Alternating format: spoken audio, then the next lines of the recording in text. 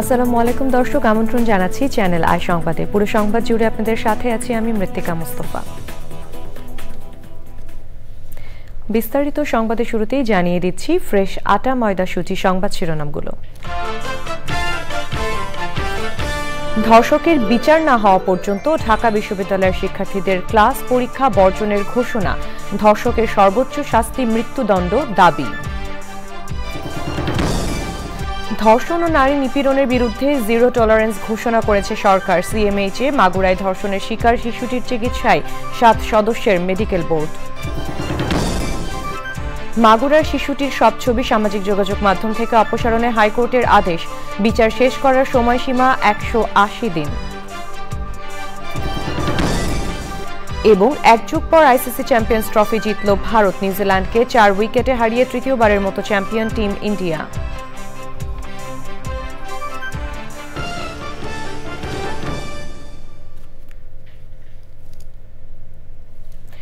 দর্শক, সংবাদ শিরোনামগুলো জানাচ্ছিলাম। এখনকার সংবাদ আয়োজন একই সঙ্গে চ্যানেল আইয়ের ইউটিউব চ্যানেলে এবং চ্যানেল আইয়ের ওটিটি প্ল্যাটফর্ম আই স্ক্রিনে লাইভ স্ট্রিম হচ্ছে।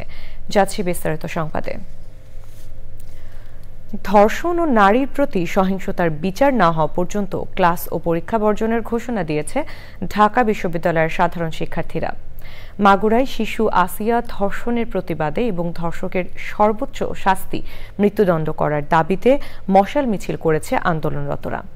দেশের বিভিন্ন স্থানে ধর্ষণ, নারী নির্যাতন ও অপরাধমূলক কর্মকাণ্ডের প্রতিবাদে ঢাকার বাইরেও বিভিন্ন শিক্ষা প্রতিষ্ঠানে বিক্ষোভ সমাবেশ ও মানববন্ধন হয়েছে। এ সময় তারা বলেন, আইন শৃঙ্খলা অবনতির বিষয়ে সরকার দায় এড়াতে পারে না। ইফতেখার উদ্দিনের রিপোর্ট। মাগুরায় শিশু আসিয়া ধর্ষণের ঘটনায় উত্তাল ঢাকা বিশ্ববিদ্যালয়। রাজু ভাস্কর্যের পাদদেশ থেকে সন্ধ্যায় ধর্ষণ বিরোধী মশাল মিছিল বের হয়। ধর্ষণের বিচার দ্রুততম সময়ের মধ্যে বাস্তবায়ন না হওয়া পর্যন্ত ক্লাস পরীক্ষা বর্জন করবে ঢাবি শিক্ষার্থীরা। অবশ্যই দেরি হওয়া সমীচীন না। যদি দেরি হয় সেক্ষেত্রে দেশে ধর্ষণের সংখ্যা আরো বাড়বে। যত দ্রুত সম্ভব ধর্ষণের বিচার করতে হবে। ধর্ষণের জন্য যদি কাপড় চোপড় দায়ী হতো তাহলে ঘরে ঢুকে মা বোনকে ধর্ষণ করা হতো না। একটা বোরখা পরা নিকাব পরা মেয়ে কখনো ধর্ষিতা হতো না। শিক্ষার্থীদের সাথে অংশ নেন সাধারণ মানুষেরাও। পরে মশাল মিছিলটি ঢাকা বিশ্ববিদ্যালয়ের মল চত্বর, মধুর ক্যান্টিন ও শাহবাগ প্রদক্ষিণ করে রাজু ভাস্কর্যে এসে শেষ হয়। এর আগে ধর্ষণের বিরুদ্ধে মানববন্ধন করেছে বাংলাদেশ প্রকৌশল বিশ্ববিদ্যালয়ের শিক্ষার্থীরা। দ্রুত ট্রাইব্যুনালের মাধ্যমে ধর্ষকের বিচার দাবি করেন তারা। আমরা গভীর উদ্বেগের সাথে লক্ষ্য করছি, দেশে ধর্ষণ ও নারী নির্যাতনের সংখ্যা আশঙ্কাজনকভাবে বেড়ে গেছে। গত মাসে 50টিরও বেশি ধর্ষণের অভিযোগ পাওয়া গেছে। যে ভয়াবহতা থেকে রক্ষা পাচ্ছে না আমাদের শিশুরাও।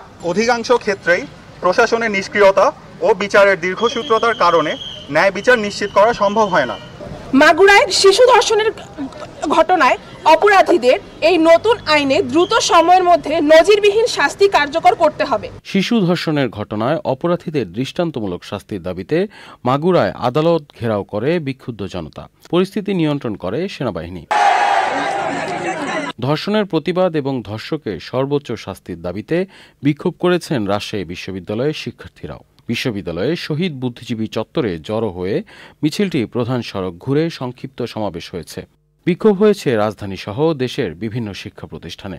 Iftekhar Uddin, channel I, Dhaka.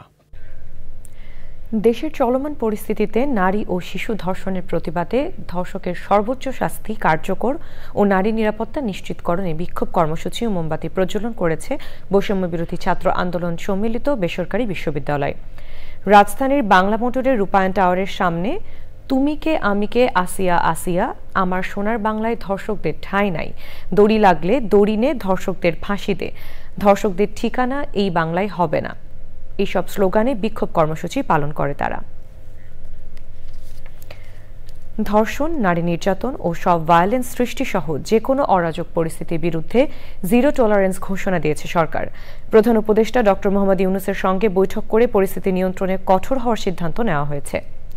ধর্ষণের মামলা দ্রুত নিষ্পত্তির জন্য 15 দিনের মধ্যে তদন্ত এবং 90 দিনের মধ্যে বিচার শেষ করার নিয়ম রেখে নারী ও শিশু নির্যাতন দমন আইন সংশোধনের উদ্যোগ নেওয়া হয়েছে।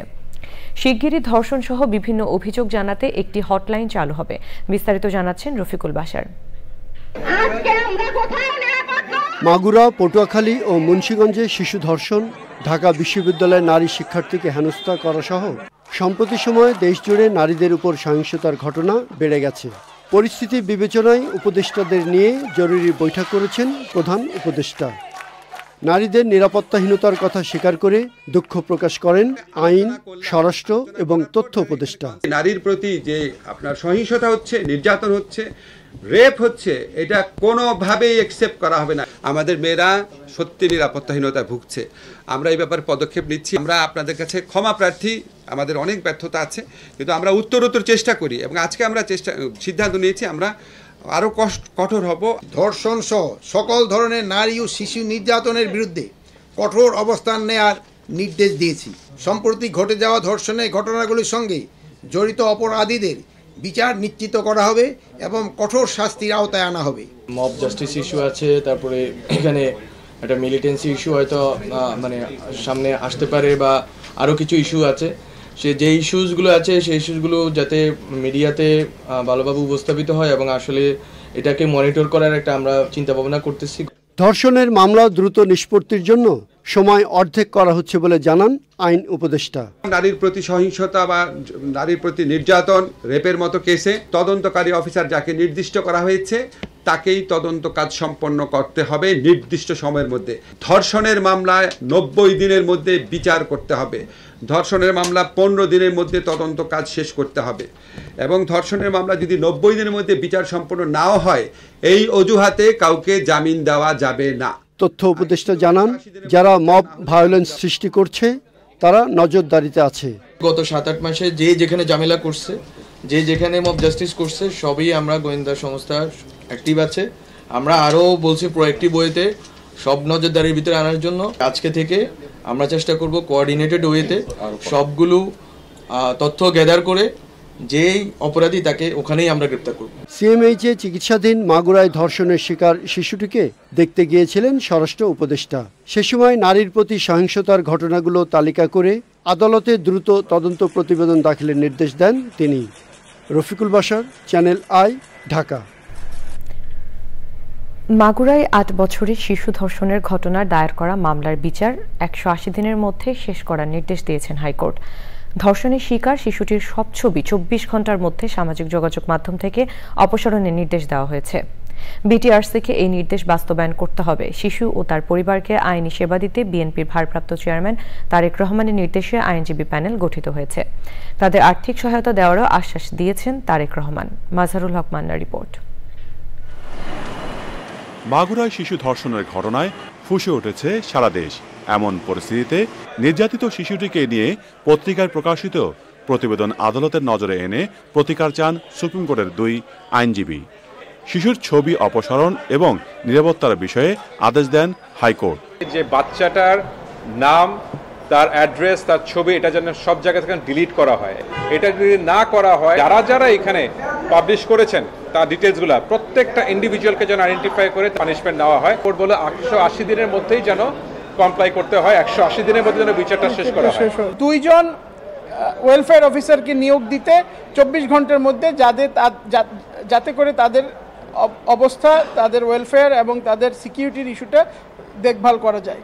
এই মামলার পরবর্তী শুনানির দিন 17 মার্চ ঠিক করেছেন হাইকোর্ট। এদিকে নির্যাতিত শিশুটিকে আইনি সহায়তা দেওয়ার নির্দেশ দিয়েছেন বিএনপির ভারপ্রাপ্ত চেয়ারম্যান তারেক রহমান। বিএনপির ভারপ্রাপ্ত চেয়ারম্যান জনাব তারেক রহমান সাহেব ভিকটিমের মার সাথে কথা বলেছিলেন এবং ওনাকে আশ্বস্ত করেছিলেন বিএনপির পক্ষ থেকে সমস্ত আইনগত পদক্ষেপ এবং আইনি সহায়তা দেওয়ার সিদ্ধান্ত গ্রহণ করা হয়েছে এবং এই জন্য মাগুরাতে বিএনপির পক্ষ থেকে একটা আইনজীবী প্যানেলও ঘোষণা করা হয়েছে। শিশুটির পরিবারকে আর্থিক সহায়তা দেওয়া হবে বলেও জানান বিএনপিপন্থী আইনজীবীরা। মাজহারুল হক মান্না, চ্যানেল আই, ঢাকা। বহু বছরের পুরনো ঢাকার বকশীবাজার জামে মসজিদের জমি নিয়ে মসজিদ কমিটির সদস্য ও মুসল্লিদের নামে একাধিক মামলা থাকায় বিপাকে পড়েছে মসজিদ সম্প্রসারণ ও পুনর্নির্মাণ কমিটি। তারা বলছেন, ওয়াকফ স্টেটের সম্পত্তি প্রভাবশালী মোতাওয়াল্লির পরিবার নিজেদের বলে দাবি করছে। তবে অভিযোগ অস্বীকার করেছে মোতাওয়াল্লির পরিবার। শাকের আদনানের রিপোর্ট। 233 বছরের বেশি পুরনো বকশীবাজার জামে মসজিদ ইতিহাস ও ঐতিহ্যের ধারক। 1790 সালে তৎকালীন নবাব পরিবারের মেহরুন বিবি মসজিদের জন্য ওই জমি দিয়েছিলেন। গেল বছরের জুনে রাস্তা প্রশস্ত করার জন্য ওই মসজিদ ভেঙে ফেলে ঢাকা দক্ষিণ সিটি কর্পোরেশন। এরপর মসজিদের পাশের বসতবাড়ি ও দোকান ভাঙা হয়। তবে মসজিদটি পুনর্নির্মাণের কাজ করছে সিটি কর্পোরেশন। বকশীবাজার জামে মসজিদ সম্প্রসারণ ও পুনর্নির্মাণ কমিটির অভিযোগ, ওয়াকফ স্টেটের জায়গা নিজেদের বলে দাবি করে উচ্চ ও নিম্ন আদালতে একাধিক মামলা করেছে মোতোয়াল্লির পরিবার। ব্যক্তির নামে কোনো কিছুই ওয়াকফ নাই, পুরোটাই মসজিদের নামে ওয়াকফ করা। মসজিদ নির্মাণে বাধা দিচ্ছে এবং এই বাধার প্রেক্ষিতে মসজিদের যারা ইমাম ছিলেন, খতিব ছিলেন আগের, তাদের নামে মিথ্যা মামলা দিয়েছে। আমরা চাই মসজিদটা সুন্দর মতো তাড়াতাড়ি নির্মাণ হয়ে যাক এবং মসজিদ নির্মাণ কাজের মধ্যে যারা বাধা দিচ্ছে, যারা মিথ্যা মামলা করতেছে, তারা যেন এই সমস্ত কাজ থেকে ফিরত আসে, তারা যেন মামলা প্রত্যাহার করে এবং হয়রানিমূলক যত ধরনের কাজ আছে সবগুলো যেন তারা বন্ধ করে দেয়। 8তলা ফাউন্ডেশন দেওয়া আছে এখানে, কোরবানি ঈদের আগে একটা ফ্লোর দিয়ে দেব নামাজ পড়ার জন্য। তবে মোতোয়াল্লির পরিবার বলছে, নবাব পরিবারের বংশধর তারা, মসজিদের সাথেই তাদের নিজস্ব জায়গা রয়েছে। 3 দাগের জায়গা, আপনার দোকানের দাগ আলাদা, মসজিদের জায়গা আলাদা, তারপর আমার বসতবাড়ি দাগ যেহেতু আলাদা, আমার বসতবাড়ি আপনার সিটি জরিপ SARS বলেন ব্রিটিশ পর্চা থেকে আমার সব কিছু করা আছে। মসজিদের কাজ চলমান থাকায় পাশে অস্থায়ী একটি মসজিদে নামাজ পড়ছেন এলাকাবাসী। শাকের আদনান, চ্যানেল আই, ঢাকা। এবার ICC চ্যাম্পিয়ন্স ট্রফি।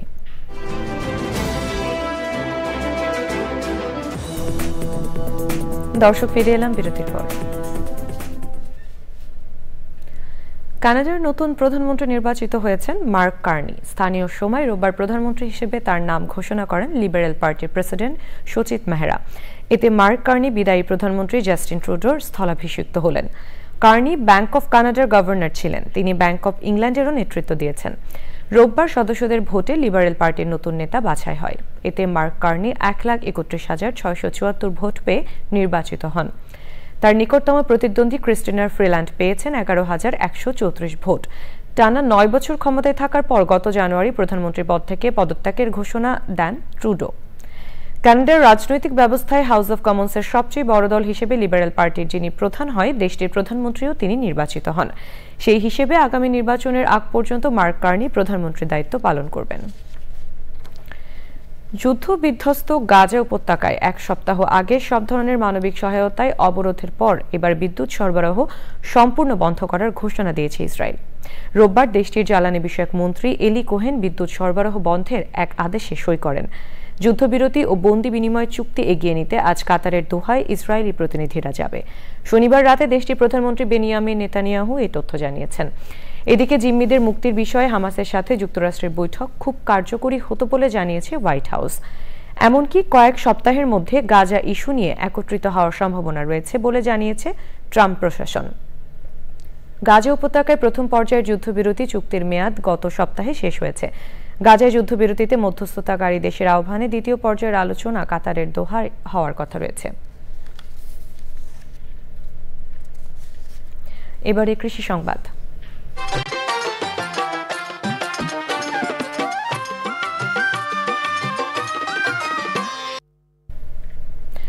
দক্ষিণ উপকূলের তরমুজ সুস্বাদু হওয়ায় খ্যাতি রয়েছে দেশ জুড়ে। গত বছর বাম্পার ফলন ও দাম ভালো পাওয়ায় খুলনার দাকপের পাশাপাশি কয়রা, বটিয়া ঘাটা ও পাইকগাছার চাষিরাও তরমুজ চাষে ব্যস্ত সময় পার করছেন।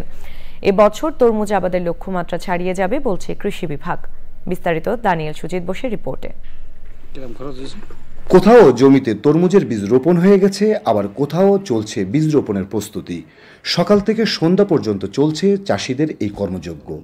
গত বছর বাম্পার ফলন ও ভালো দাম পাওয়ায় এবারও তরমুজ চাষে ঝুঁকছেন চাষিরা। দাকপের তরমুজ খুব সুস্বাদু তরমুজ, খুব মিষ্টি তরমুজ এবং খুব বড় হয় এই তরমুজটা।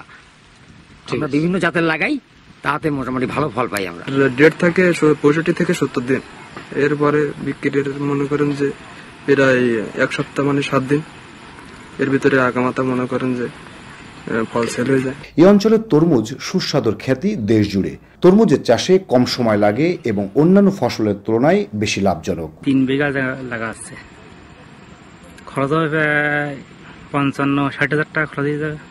বিক্রি হয় মানে 65-70 দিন লেগে যায় বিক্রি করতে। আবহাওয়া অনুকূলে থাকলে এবছর তরমুজ থেকে খুলনা চাষিদের 1000 কোটি টাকার মতো লাভের সম্ভাবনা আছে বলে মনে করেন কৃষি বিভাগ।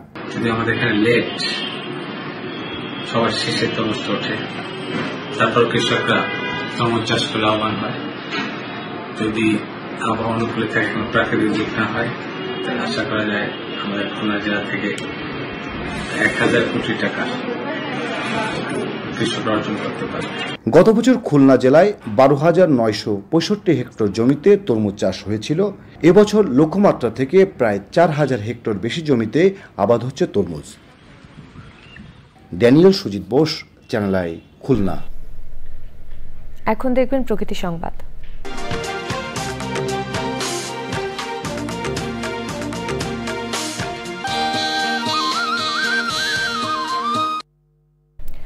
এবার ডিজিটাল প্ল্যাটফর্মে বাংলাদেশের পর্যটন শিল্প। স্বাধীনতার 53 বছর পর কক্সবাজারে পর্যটন শিল্প নিয়ে প্রথমবারের মতো ভ্রমণিকা অ্যাপ তৈরি করেছে জেলা প্রশাসন।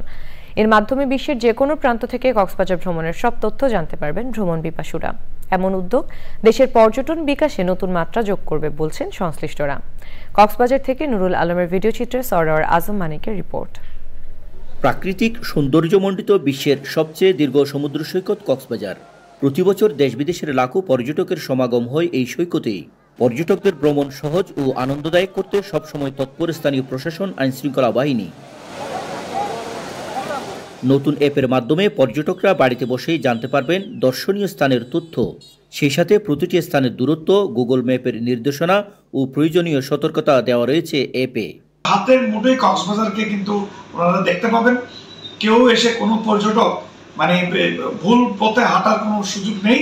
অ্যাপটি পর্যটন শিল্পের বিকাশ ত্বরান্বিত করবে প্রত্যাশা সংশ্লিষ্টদের।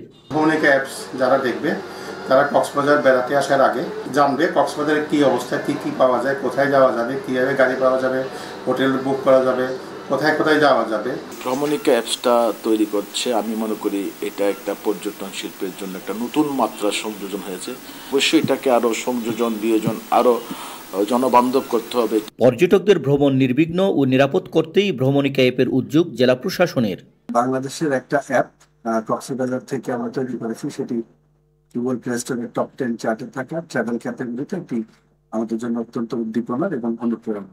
ভবিষ্যতে ভ্রমণ পিপাসুদের কাছে ভ্রমণিকা অ্যাপটি আরো সমাদৃত হবে প্রত্যাশা সব মহলের। এর মাধ্যমে বিদেশি পর্যটক আকৃষ্ট সহ বাংলাদেশের পর্যটনের যে সম্ভাবনা, সেই সম্ভাবনা ডিজিটাল মাধ্যমে এগিয়ে যাবে বলে মনে করছেন সংশ্লিষ্টরা।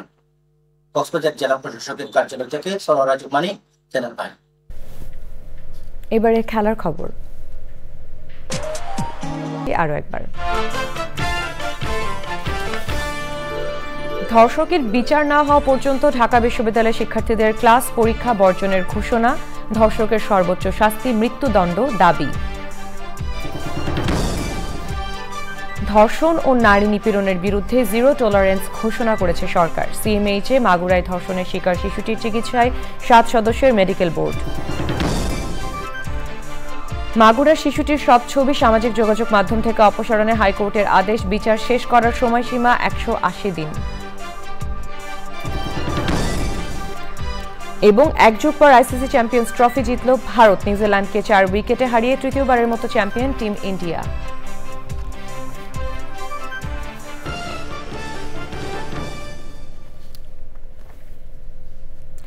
দর্শক, এই ছিল এখনকার সংবাদ। সবাইকে সাথে থাকার জন্য ধন্যবাদ।